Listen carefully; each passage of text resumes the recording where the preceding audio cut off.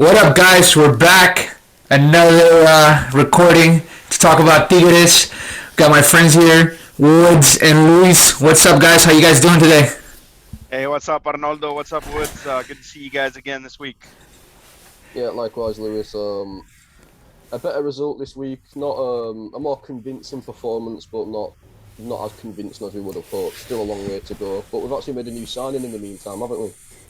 Yeah, a little bit of hope, guys. I'm not as devastated from the previous weeks of recording. I see some light at the end of the tunnel for Tigres now, and I'm excited. We'll definitely be talking about that.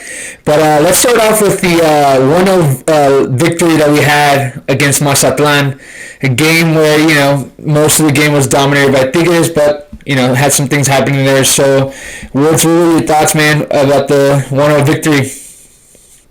I had to pull out the VPN on the Mexican servers, so I had to pull it up on Azteca TV. So I only got to watch the second half. But of what I saw, I thought the midfield looked dominant. At the end, we could have blown another goal or two. I don't want to straight out say that the defence was amazing because realistically we weren't tested. And to be honest, I don't want to belittle Mazatlan as much, but realistically we should be beating them home and away. We are a much better side despite what form they're on. And I think Louis tweeted out, there is plenty of things to be content about. It's a clean sheet. It might have not been the most amazing performance, but it was convincing enough to get the win. Talvan, by the way, what a ball. What a ball. Honestly, and the quality of that guy is starting to shine through this year, and it proves the money we paid for him. And we just need to get the shape up of this team right so we can go for every tournament run. Because you're forgetting we are in the CONCACAF Champions League this year. And the squad depth is not looking great at the minute, so hopefully things will look better in the future. But as it stands, a lot to be excited about, a lot to be worried about. Absolutely. I think that there's definitely things to be taken from, like you mentioned. Lewis, so, he repeated the back line, and he seems like he's confident in giving the confidence to Igor and Reyes at the moment. What do you feel about the defense? I know it wasn't a big test, like Wood mentioned, against Mazatlan, but what are your thoughts about the defense? Obviously, now we got a new player coming in, Vladimir Yeah, Lorona. Mazatlan wasn't going to test us too much, and it's not a good game to really gauge our back line against. But I was pretty proud that they didn't commit any infantile errors, at least, which was a huge improvement from that first game against Cruz Azul. I think looking at the game again midweek, it just goes to show how much we need Nahuel Guzman at the back. I feel like he's a good leader back there, and he gives a lot of the guys in the back line confidence, especially the center backs. I think he's kind of the guy that is the glue that puts it all together. And so I was really proud of them not making any mistakes. It still doesn't look fantastic. We'll see how they play moving forward. I don't think Xolos was going to be a huge test either, but they do have a few players that can test us some. But I think overall, offensively, I think we're right where we want to be. I think the team's playing well. We're generating chances. Gignac looks solid. Tovan looked fantastic. I think there's a lot there to be proud of, and I think moving forward with the pieces we've acquired, I think we're going to be all right. Yeah, I totally agree. I feel like the ease to attack gives us a very big chance to win ball games. And one of the things that I noticed was at most of the time we had the ball on the attacking side or on a counter, it was always our five players like fully, gunning it, to try to seek the goal. But the only thing with that, and luckily, we played Mazatlan, is there was nobody in the middle to cover a lot of that ground when we attacked and created those chances. So, like I've stated before, a lot of our success is going to depend on the accuracy of the players, finishing plays with so many chances being created. So overall, good game. Pretty excited. We got the 3 points. So great things to look to move forward with. Yeah, I thought Cordova has been playing pretty well. It was kind of a shame that he got the red card and won't be able to play on the next one, but I think Never a red, by the way. he I was was starting to pissed put off it for that together. decision. I'm with you, Woods. To me, a lot of these refs you could tell have never played before and can't tell the difference between an intentional tackle and when somebody just slipped and fell into another person. And immediately when it happened, I was like, he's going to give him a red card because these guys can't tell the difference between something that's on purpose and something that just And, happened. yeah. Shocking, Luis. Happenstance. And it went to VAR. The only thing though that I'd like to say though is he should have let go of that ball a lot sooner than at least attempting to. He carried the ball at least 30-40 yards, and ball should have been moving to either one of the wings as quick as possible. But like, I'm with you guys. I don't think it was a red card, but the result of the play, even if the intention wasn't there, provides that. One thing though, in that game, no Carioca in the midfield. Going into week 3, he doesn't look like he's going to be the starting option to go into this game. How do we feel about this player not participating or getting the minutes? We've seen this last year where he started on the bench but eventually got his starting position. This year, I don't know if it's going to go that route. I think I know some of you brought up the fact that I think him and Guido Caicedo was quite indirectly called out Piojo's tactics, and there might have been a bit of a breakout behind the scenes. We don't know what's going on, but what we know is these players are winners. That's the one thing we can't moan about. Like, they want to win, they've got that mentality, they want to go the full route. And I just feel, whether is it a tactical thing, is it a personal thing? Because at the end of the day, if you take Gignac away, it's on Tolvan, he's probably our best player. In fact, you can probably throw him into the mix of our best player with Gignac and Tolvan. That's how crucial he is to the side. And to see his absence in the past 2 weeks, it's very strange. I mean, in the last game, the midfield looked okay, but you brought up a good point earlier, Arnaldo, about when we got in the final third, there was no movement around the box. And I know Juan Pablo Weigon's normally good at that type of stuff, but I just feel without the fluidity of Carioca behind him, because Guido's more of a sitting midfielder, isn't he? And that's where we suffered a bit in attack. So I feel it's a tricky one, because Guido offers more defensive protection, Carioca offers more fluidity going forward, which is why it's another reason why this back 4, it's not it, like the back 5, whether you like it or not, to fit all 3 of them in, that are all crucial to our side. Yeah, I'm with you, Woods. I think like they need to find a way to give Carioca minutes. He's been a key part of our team for a long time, and to just leave him out, to me, just seems foolish. It's likely, like Wood said, that it's something to do with some personal issues with Piojo, because there was an opportunity there when Cordova went out for him to come in more of as a defensive-minded sub later on, and it didn't happen. And it looks like this next game he's not going to start in place of Cordova. So I think that kind of tells you that the relationship might be somewhat ruptured there, or at least he's trying to put him in a timeout and get everything back together. But I think you're going to have to find a way to bring him in from time to time, at least, even if he doesn't start. Yeah, absolutely. I mean, he even if he would have came in there, and not even so much for his pace or quickness on pressuring the ball, but just slowing the game down when we recover the ball, especially in the last 20 minutes when Mazatlan was attacking. It would have been great to have someone that could change the pace on a quick turn, or a quick fake to slow down the pace of the game. So it's sad to see him on the bench. He's given a lot to the team over the last 5 years that he's been at the club. So I mean, if he's not going to get the minutes, you got to do whatever you have to do in order to move him and get the value that you can out of him. Maybe not in Mexico, but definitely back in Brazil, where he'll be able to play alongside players that fit more of the style that he likes to play. So it's just sad, though. We'll definitely know something by the end of the season, right? I mean, if he hasn't had any playing time or much playing time in the next few weeks, I think that might be a clear flag that he might be heading out. Absolutely. So we have Vladimir Lorona coming in, and right back, Olympic medalist for the national team from Mexico. I was looking at some of Edu Torres on Twitter, and he was, and some of his podcasts that he talked about Vladimir. And one of the things that we're definitely going to gain is defensive presence with this guy. He's going to give us a lot more one-on-one safety net in the back. So I'm excited. Maybe on the attacking side, he won't provide as much, like maybe a Chaka or even Dueñas, who did at times to go up and create opportunities. But I think it's a type of player with athleticism that fits right into what we're looking to do as far as the way that we want to play it as an attacking.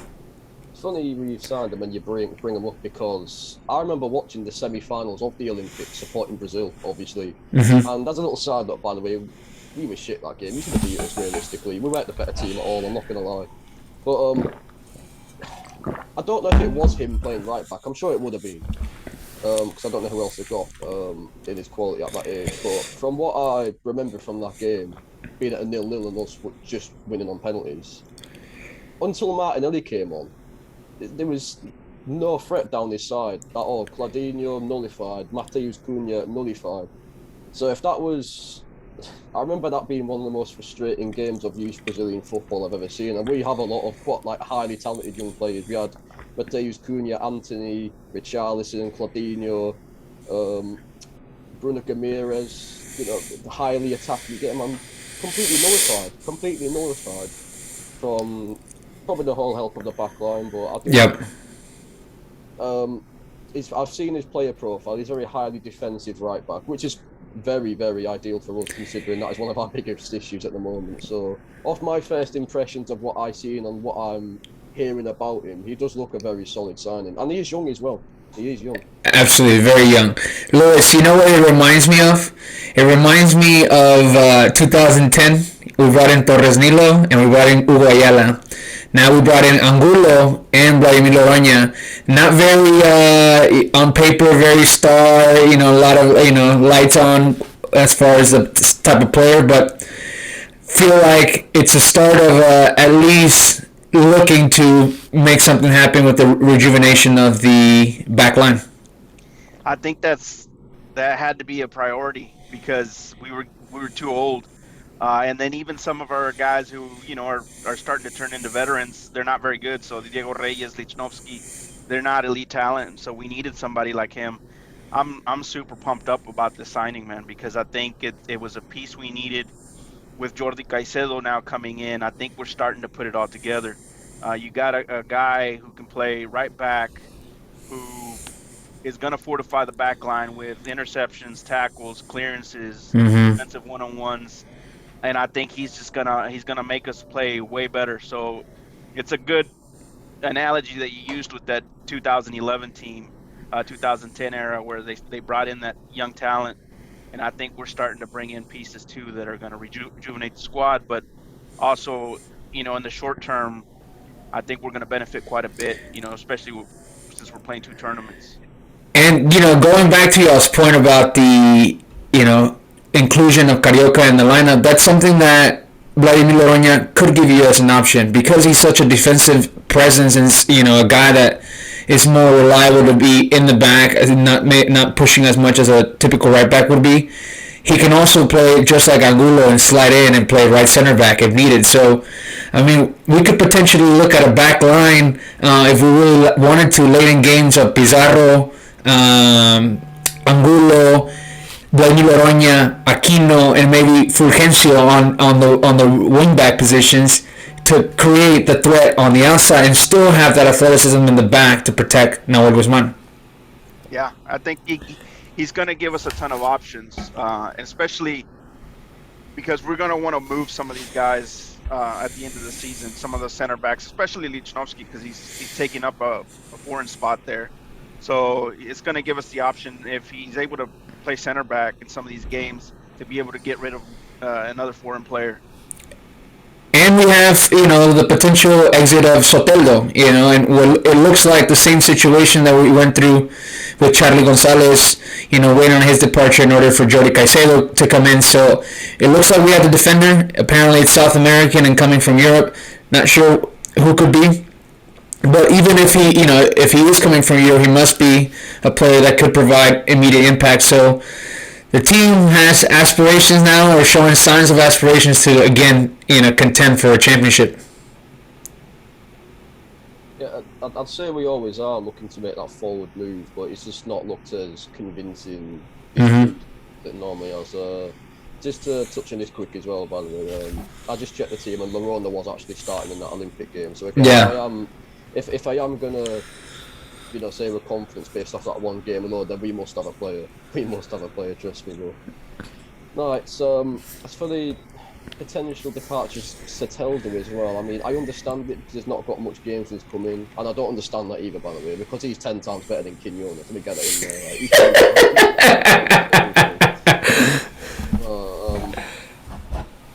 I mean, I did understand Quinones playing the other day for the experience, but going into the next home game, I would like to see Valencia back in the side because he impressed me, against Cruz Azul. He really did, and they're a very, very well defensively set up side as well. So we've got a player on our hands, and Louise has mentioned earlier a bit of the youth project sort of rebuild we're going for, and I've noticed starting the season as well. We've got the academy players coming through, like Teresa in defence, and obviously like I just said, Valencia coming through, and whether we're going to pull through some of the academy boys like Garza is to be seen, but it's good for squad depth going into it's a lot of tournaments. I do understand the process, however, it's bittersweet, isn't it? We don't know where it's going to get us because we do know our youth academy is very highly talented, and we have integrated a lot of the players, Hugo Ayala, Jack Rodriguez, etc., into the team wonderfully. So we'll really have to wait and see. There's things to like and be concerned about, but hopefully it all goes to plan. Absolutely, and that's Fulgencio is a potential replacement in the lineup for this upcoming game against Xolos for Quiñones. So he trained with that today, I believe. Going with the same back line: Angulo, Reyes, Lichnowsky, Aquino, Pizarro in the mid with Vigon, and the question mark whether it would be Diente or Carioca, but it looks like it's going to be Diente Lopez starting this Sunday, which it's a good chance for him, man. We're at home. If he doesn't take advantage of the opportunity, we got a beast, sitting on the bench that's willing to come in and change the game, with his explosiveness. I'm excited to see him. I want to see how he's going to use him. I think potentially we could use him in a 2-forward system and, play out with Quiñones and Tubana wide. And if we want to go defensively, throw in Pizarro and Carioca in the middle. So a ton of options now with Caicedo also coming on. Yeah, I'm with you. I'm glad that Diente's getting a shot. I think he's motivated. He knows the competition's stiff. So I think he's going to be pumped up, ready to go. And I think we're going to get productivity out of him this season because he knows he has to produce. I was super impressed with Caicedo. I think he's got a good head on his shoulders. Everything he said in the interview with I think it was Reforma, it sounds like a guy who's ready to come in, just work hard. He's a serious guy. He's a serious player, and I think he's going to give us the option to play 4-4-2. And I think it's just a great signing because I think he's going to free up a ton of space for Gignac. You know what they intended to do with Charlie Gonzalez and Gignac when Tuca first brought him? Was, Gignac to have more of the movement and the space to play back because, he can hang on to the ball and dribble with it. I think with this guy Jordy Caicedo coming in, that's going to be more of the intention late in games, and I'm here for him, and I think that Gignac is just every game demonstrated season after season that he's going to continue to be in the shape that he's in. He loves this. He's a winner. He's a champion, and I think that we're going to ride him out for another couple of solid years. So I think he's motivated, and seeing the team slowly rebuilding and him still maintaining at an elite level is only going to motivate him more to play, and seek those more championships. The problem with Charlie, I always thought, was that he was never able to free up space for Gignac. It always almost seemed like he was taking up space because he could never get the center backs to move. And so because he never got the center backs to move, then there was no space to open up. But I think Jordy Caicedo, with his athleticism, the speed that he has, he's great in the air too. I think they're just going to have to be on him. So I think he's going to tie up 2 center backs, and that's going to free up a lot of space for Gignac. So it's a win-win for everybody. It's a win for Gignac, and it's a win for Caicedo too, because I think he's going to be in the box and he's going to be ready to score. And how cool is it that, the best Ecuadorian player of all time also played with us. So there's a lot to, for him to use as an experience from Valencia. So what are we thinking That was one thing that Caicedo mentioned in an interview, that he spoke to Ener Valencia, and Valencia said, hey, it's a great club. Go over there. And so he did it off of Ener Valencia's recommendation. Ener Valencia, it will not go on a lot of history books as like being like a dominant player during the time he spent here, but he provided two championships. The first one was against Rayados. He dominated that first year here, right here. And then even in 2019 with Tuca stuck with them, it made him the starter over Edu Vargas a lot of the times. And stubborn as Tuca was with them and wasn't scoring. I think he went like 20 some games without scoring. It was like unbelievable. But still, Ecuador's best player of all time. And like I don't know. I'm excited. Oh no, I might have a controversial opinion with this Enner Valencia guy because I liked his energy. I just watched when I first started watching. That was when just before he got left a year prior. Dude, chances left, right, and yeah, you saw him. You saw him. You saw him at a time where he was not good. I don't know. So in the first game I watched in the CONCACAF Champions League, where Nahuel did the madness, he missed so many easy. I was into the game so much. Yeah. Oh, this guy used to play for West Ham. Oh, he's so frustrating to watch, and this is where it gets funnier. My local is Hull City. Obviously, is where I live, Hull. And they played a friendly against Fenerbahce the other day, this is where he plays. He's the exact same player. Offside 24/7. He misses sitters. He hasn't changed. He's the funniest footballer I've ever Valencia, honestly. Dude, I was a fan when he arrived.